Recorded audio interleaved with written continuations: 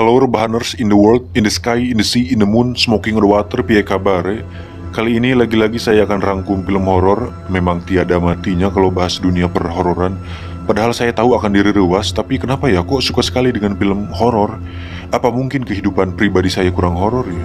Mungkin sekali-sekali saya harus menyempatkan waktu untuk main ke Gang Doli. Oke, jadi kali ini saya akan rangkum film berjudul The Possession of Hannah Grace.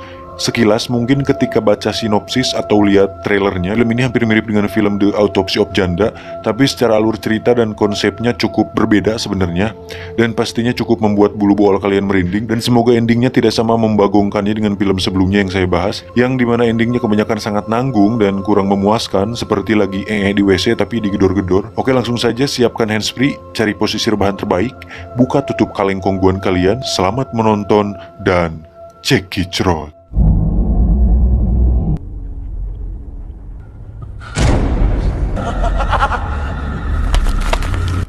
Di awal kita akan diperlihatkan adegan ritual pengusiran roh jahat atau Saiton dari tubuh seorang gadis. Tetapi karena roh jahat ini sangat kuat, akhirnya justru sang pasturlah yang meninggal. Sang ayah yang berada di sana terpaksa harus membunuh anak gadisnya tersebut dengan membekamnya dengan bantal. Akhirnya gadis tersebut menghembuskan napas terakhirnya. Dan gadis tersebut bernama Hannah Grace. Film ini akan mengisahkan wanita bernama Megan Rida, seorang mantan petugas kepolisian yang punya masalah berat dalam kehidupan sehari-harinya. Ia harus berhadapan dengan depresinya karena rekan sesama polisinya ditembak mati pada sebuah insiden. Megan yang merasa bersalah tentang hal tersebut, menjadi pribadi yang suka menyendiri dan bahkan ikut dalam sebuah sesi rehabilitasi, tapi itu semua tidak berhasil. Megan yang juga seorang pengangguran sama seperti saya, akhirnya ditawari pekerjaan oleh sahabatnya untuk menjadi seorang petugas kamar jenazah. Megan pun menerima pekerjaan tersebut karena dia sedang butuh uang untuk beli sabun, make up, softtek, tas Gucci, dan keperluan lainnya. Dr. Louis mengatakan bahwa sudah ada 3 orang dalam 1 bulan ini yang keluar dan tidak sanggup dengan pekerjaan ini. Selain karena posisi yang ditawarkan adalah untuk shift malam, profesi ini juga dituntut untuk tahan terhadap aroma tidak sedap dari mayat. Katanya, imajinasi mereka juga menggila dan sering mendengar hal-hal ganjil tengah malam karena mental mereka yang tidak kuat. Dan oleh sebab itu, banyak yang tidak tahan dengan pekerjaan ini. Secara tidak langsung, Dr. Louis mempahitkan pekerjaan ini di awal. Namun dengan percaya diri dan gede hulu, Megan mengatakan bahwa dia yakin saat seseorang mati, maka mati saja. Dr. Louis pun menjawab, "Good." Dr. Louis kemudian menjelaskan beberapa hal dan prosedur dari pekerjaannya, dimulai dari lampu lorong yang memiliki sensor, yang dimana saat seseorang melewatinya, maka lampunya akan menyala otomatis. Men's room is down there, women's room is down there. Intake bay is for drop-offs only, the premises while you're on duty. No. So you bring. Kemudian saat mayat sudah tiba di pengiriman, dia harus mengambil foto mayat tersebut secara detail dan harus melakukan scan sidik jari mayat tersebut. Easier to handle gently. Crime database. Green. Megan pun menyempatkan diri berolahraga agar badannya sehat dan jiwanya kuat. Dan tibalah hari pertama bekerja.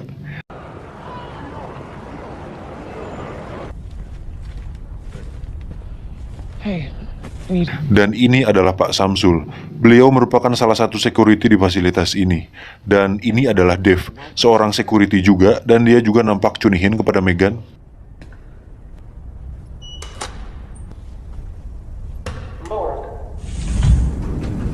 Pekerjaan pun dimulai. Di sini, kita sebagai penonton akan dibawa seolah berada di sana. Malam yang dingin, ruangan yang sepi, tidak ada kopi dan rokok.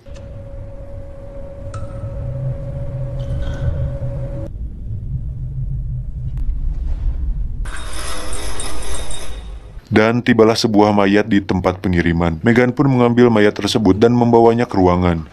Morgue. Personally, Dia mulai menyeken jari mayat tersebut, kemudian dia memasukkannya ke lemari mayat. Dan tiba-tiba... banget sih ya. Bebang Dev ini membuat kaget Megan, dan itu membagongkan. Megan pun terlihat kesal dan menyuruhnya pergi. Tengah malam pun tiba. Terlihat Megan menghabiskan waktunya dengan bermain bola bekal di lorong. Tiba-tiba alarm berbunyi, dan itu adalah tanda bahwa ada pengiriman. Megan pun keluar. Namun, saat Megan periksa, ternyata tidak ada apa-apa. Tapi tiba-tiba, Ini ada jump scare lagi tapi bukan hantu, nggak terlalu ngagetin sih backsoundnya. Cuman kalau kalian mau kecilin volumenya takut kaget, sok kecilin dulu. Udah, lanjut ya. Tapi tiba-tiba ada seorang pria paruh baya berdiri di sana. Pria tersebut memaksa Megan untuk membiarkannya masuk ke dalam, tapi Megan menolaknya. Megan pun kembali ke dalam. Dia pun menelepon security. Kata security-nya, hal itu sering terjadi. Di saat bersamaan, dia melihat ada pengiriman di CCTV. Megan pun ke sana dan mengambil mayatnya. Di tengah perjalanan membawa mayat, si mas pengiriman bilang jika mayat ini keadaannya sangat buruk sekali. Bahkan, saat ditemukan mayat ini sedang tergeletak di sebuah gang dan sedang dalam keadaan masih diiris oleh sang pelaku pembunuhannya. Dan mayat ini adalah Hannah Grace. Mas pengiriman pun pamit untuk pulang dan disinilah kehororan duniawi dimulai. Serem ih.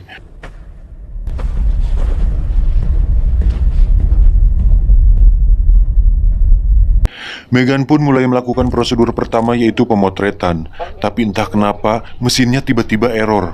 Megan lalu coba mengoprek mesinnya. Tapi yang terjadi, Megan malah kesetrum. Dan itu aneh sekali. Megan memutuskan untuk langsung scan jari, tapi komputernya juga ternyata mati. Karena jengkel, Megan pun memutuskan untuk langsung memasukkan mayatnya ke dalam lemari.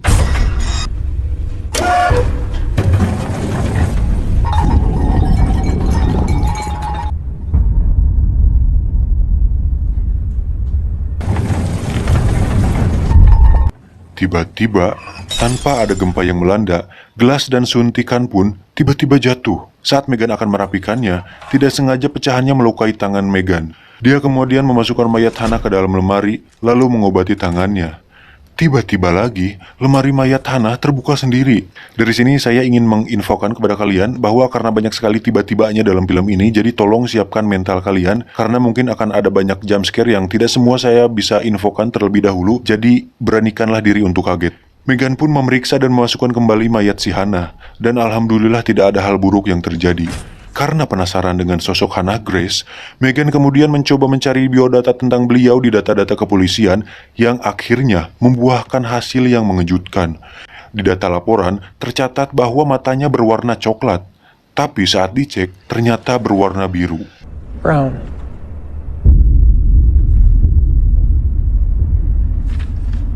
Megan lalu melihat ada sesuatu yang aneh di tubuh Hannah. Saat Megan buka, ternyata itu hanya halusinasi. Megan kemudian memasukkan mayat Hannah, lalu pergi ke ruangannya. Karena haredang, Hannah pun melepaskan alma maternya. Saat sedang menghuleng, tiba-tiba terdengar suara. Dave?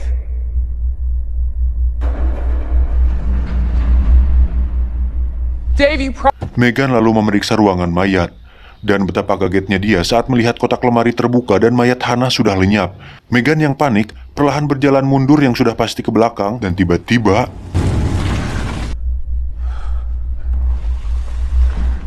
Megan pun mulai mengikutinya dan tiba-tiba pria paruhbaya yang tadi langsung memojokkan Megan. Dia mengatakan, "Jika kau bergerak, kugorok anumu." Karena Megan seorang mantan polisi, dia pun melakukan perlawanan dan di situ terjadi pergelutan.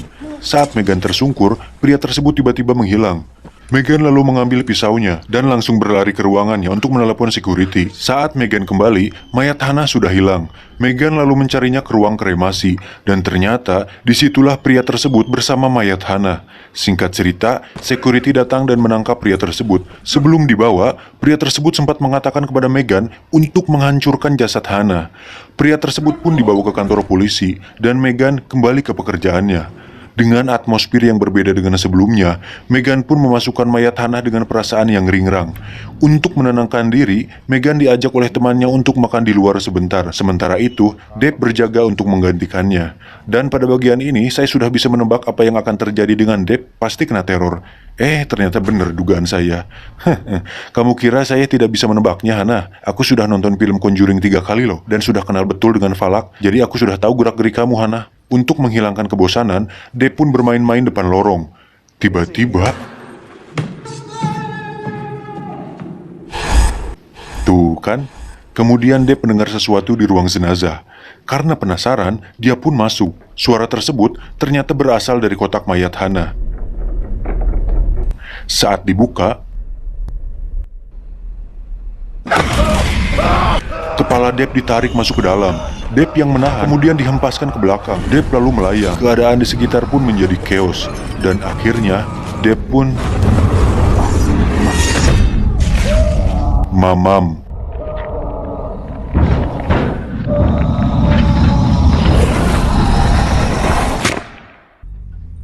Megan yang sudah kembali dan tak tahu apa yang terjadi, melihat keadaan di sana sudah berantakan, lalu dia membereskannya. Kemudian Megan pergi ke kamar mandi, karena mules habis makan seblak bersama temannya tadi. Saat sedang enak-enak setor, Megan seperti mendengar sesuatu di luar. Kemudian, terdengar suara pengering tangan yang sedang ngahieng.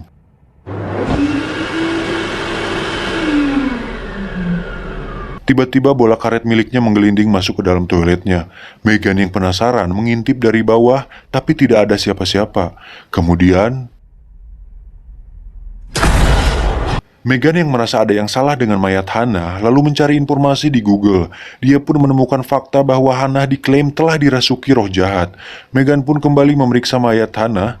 Dia menemukan hal mengejutkan, di mana bekas sayatan di pinggul Hannah ternyata sudah menghilang. Di sisi lain, Pak Samsul sedang memanggil-manggil si Deb di HT tapi tidak menjawab. Kembali ke Megan. Karena penasaran, Megan pun memeriksa rekaman CCTV untuk melihat apa yang terjadi sebenarnya. Dan terkejutnya dia saat melihat ada bayangan hitam di rekaman tersebut.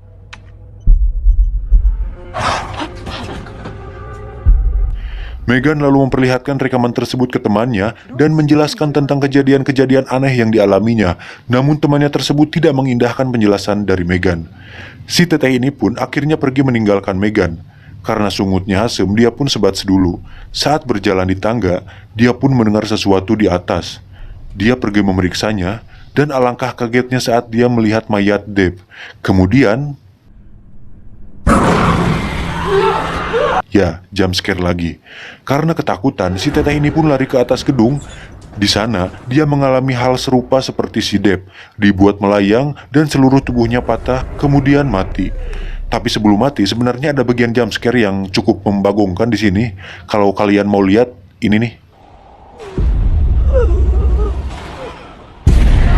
Gak kaget weh, Hannah jelek. Dan dari sini sudah bisa tertebak, orang-orang di sekitar Megan pasti dibantai habis. Seperti si mas pengiriman ini yang datang untuk mengantar mayat baru. Megan pun menjelaskan tentang luka yang menghilang di mayat Hannah. Namun si mas ini tidak percaya. Si mas pun kembali ke mobilnya. Thank you. Have a good night.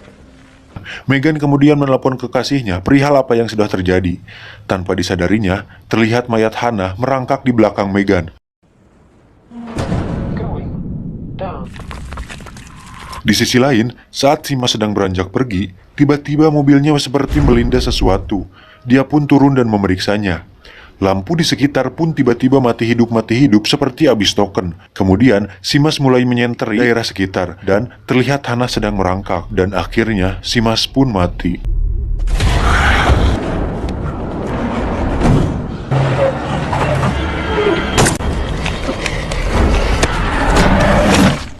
Megan yang sedang kembali memeriksa rekaman CCTV melihat mayat Hannah yang merangkak masuk ke dalam lift yang menuju ke tempat pengiriman. Mengetahui Simas sedang dalam bahaya, Megan pun langsung turun dan memeriksanya. Akhirnya, dia melihat Simas yang sudah dalam keadaan tak bernyawa. Kemudian kekasih Megan menelepon untuk memberitahu bahwa pria paruh baya yang ditangkap tadi ternyata kabur dan membunuh 2 perwira polisi. Tapi tiba-tiba, pria tersebut sudah ada di sana dan langsung menodongkan pistol ke arahnya.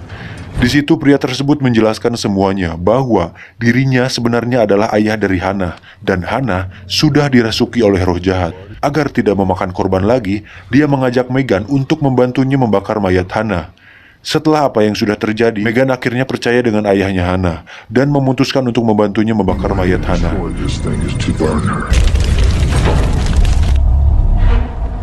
Namun saat akan membakarnya, tiba-tiba Hannah bangun dan menyerang Megan seolah ingin merasuki tubuh Megan. Sang ayah berhasil mencegahnya sampai-sampai dirinya tewas karena terbakar. Megan pun berhasil kabur, namun Hannah mengejarnya.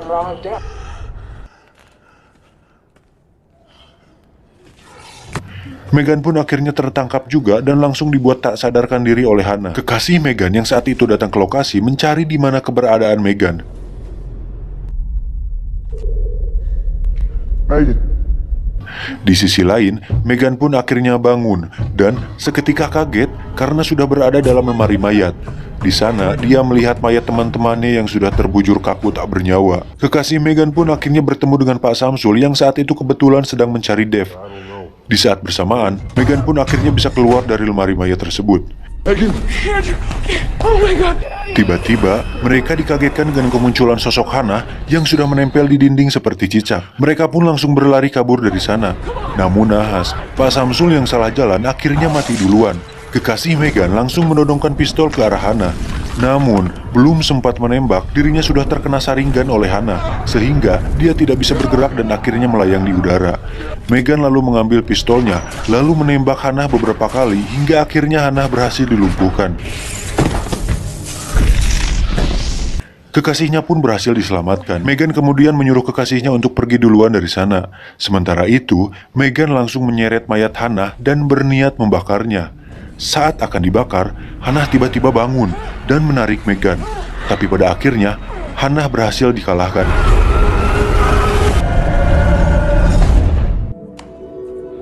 Setelah semua selesai, akhirnya Inspektur Ladusing pun datang ke lokasi dan akhirnya Megan pun selamat. Di ending, Megan terlihat berolahraga seperti biasanya.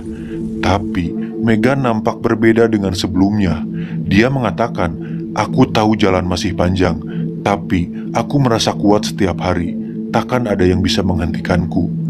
Tamat. Ending yang tidak kalah membagongkan.